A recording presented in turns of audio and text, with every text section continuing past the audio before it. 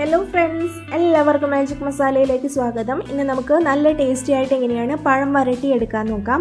നമ്മൾ നേന്ത്രപ്പഴം വെച്ചിട്ട് പഴം വരട്ടി ഉണ്ടാക്കിയെടുക്കാറുണ്ട്. അതിൽ നിന്ന് വ്യത്യസ്തമായിട്ട് ഇന്ന് ചെറുപഴം വെച്ചിട്ടാണ് പഴം വരട്ടി ഉണ്ടാക്കിയെടുക്കുന്നത്.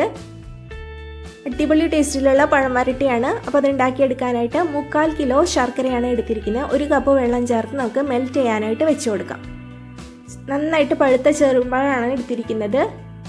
ഇനി നമ്മുടെ വീടുകളിൽ പഴം മുഴുവനായിട്ട് ഇതുപോലെ ഒരു കൊലയൊക്കെ പഴുത്ത് കഴിഞ്ഞാൽ ഇതുപോലെ നമുക്ക് വരട്ടി സൂക്ഷിച്ച് വയ്ക്കാം.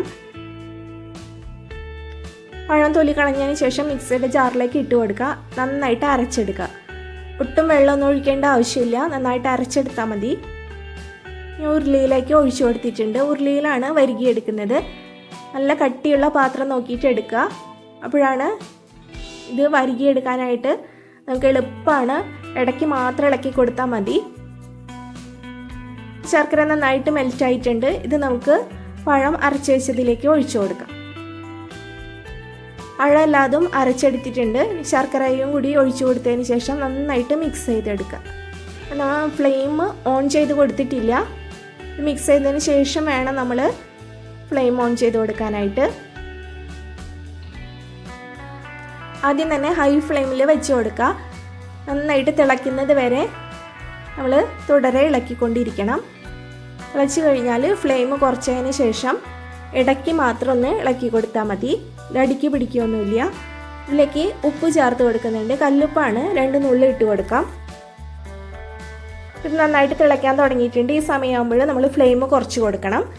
ഇങ്ങനെ തിളച്ച് തുടങ്ങുമ്പോൾ ഇതിൽ വെള്ളത്തിൻ്റെ അംശമുള്ളത് കൊണ്ട് ഇതിങ്ങനെ പൊട്ടിത്തെറിക്കും. അപ്പോൾ മേലിക്കൊക്കെ പൊട്ടിത്തെറിക്കാനായിട്ട് ചാൻസ് ഉണ്ട്. അതുകൊണ്ട് ഫ്ലെയിം കുറച്ച് വയ്ക്കുക.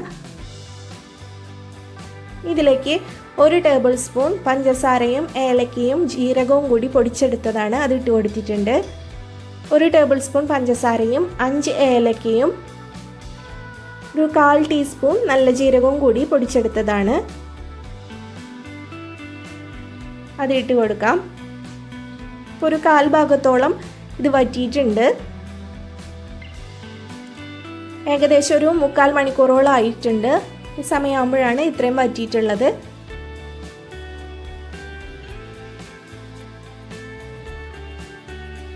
ഇപ്പം ഇതിൻ്റെ വെള്ളത്തിൻ്റെ അംശമെല്ലാം കുറഞ്ഞതുകൊണ്ട് ഇതിങ്ങനെ പൊട്ടിത്തെറിക്കുന്നതൊക്കെ നിന്നിട്ടുണ്ട്. നിന്ന് കഴിഞ്ഞാൽ നമുക്ക് ഫ്ലെയിം വേണമെങ്കിൽ കുറച്ച് കൂട്ടി വെച്ച് കൊടുക്കാം.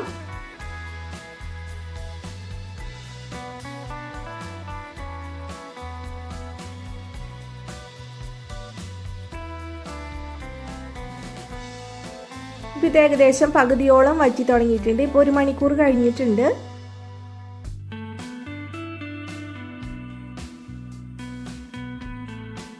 ചെറുപഴമൊക്കെ ഇങ്ങനെ മൊത്തമായിട്ട് പഴുക്കുമ്പോൾ നമുക്കിതുപോലെ പഴമൊക്കെ വരട്ടി വെച്ചാൽ ഇടയ്ക്കിടയ്ക്ക് നമുക്ക് ഓരോ സ്നാക്സുകളൊക്കെ ഉണ്ടാക്കിയെടുക്കാം.